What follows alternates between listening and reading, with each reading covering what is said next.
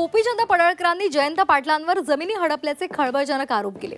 To the point या मुलाखतीमधून गोपीचंद पडळकरांनी जमीन हडपल्याच्या यादीचा थेट पाढाच वाचून दाखवला। नगरपालिकेमध्ये 30 वर्ष सत्ता असतानाही जयंत पाटलांनी अनेक लोकांच्या जमिनी बळकावल्या असा आरोप त्यांनी केला। कुलकर्णी एसके नावाच्या एका व्यक्तीची 6 एकर जमीन जयंत पाटलांनी हडपली। तसंच स्वतःच्या इंग्रजी हायस्कूलसाठी सुद्धा जयंत पाटलांनी 10 एकर जमीन बळकावल्याचा गंभीर आरोप गोपीचंद पडळकरांनी केलाय।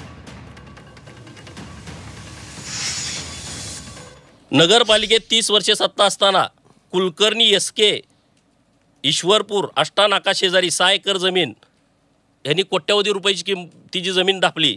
चुलत भाऊ सुरेश पाटील यांच्या नावावर कापूसखेड रस्त्याला RSSचे लाड सर यांची 12 एकर जमीन घेतली।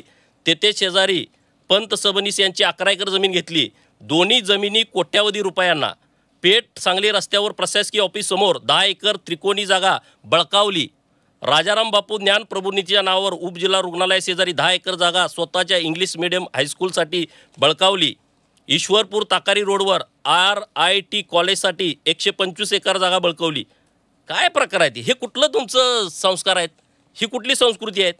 पेठ कोल्हापूर नॅशनल हायवेवर एका गुजराने 600 कोटीची बॉम्बे रेथॉन फॅक्टरी काढली। तिथे व्हीइंग व गारमेंटमध्ये कासेगावचा एक गुंड पोरगा व एक माणसाचं नाव लिहिलं त्यामध्ये, त्यांच्या जवळचा माणूस आहे।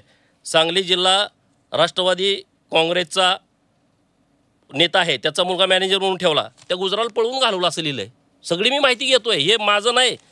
पण त्यांनी एक सांगितलं, बाबा हे अक्षर माझं दाखवू नका, मी अत्यंत जवळचा आहे आणि तुम्ही एक एक विषय ऐकला, तुम्ही इथं स्टुडिओत सुद्धा परत कधी बोलवणार नाही, घरात माणूस कुणी चहा प्यायला बोलवणार नाही, अशी सगळी प्रकरणं आहेत। आपण ग्राफिक्स मधून पाहूयात काय नेमके आरोप केलेले आहेत।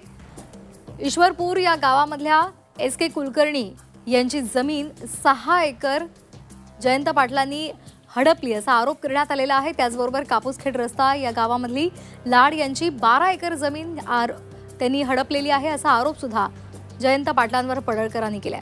पेठ सांगली रस्ता इथली प्रशासकीय जमीन 10 एकर जमीन बळकावलेली आहे। ईश्वरपूर ताकारी रोड इथली RIT कॉलेजसाठी 125 एकर जागा बळकावल्याचा आरोप सुद्धा पडळकरांनी केलेला आहे। राजाराम बापू ज्ञान प्रबोधिनीच्या नावावर 10 एकर जागा स्वतःच्या शाळेसाठी बळकावली असाही आरोप जयंत पाटलांवर गोपीचंद पडळकरांनी केलेला आहे।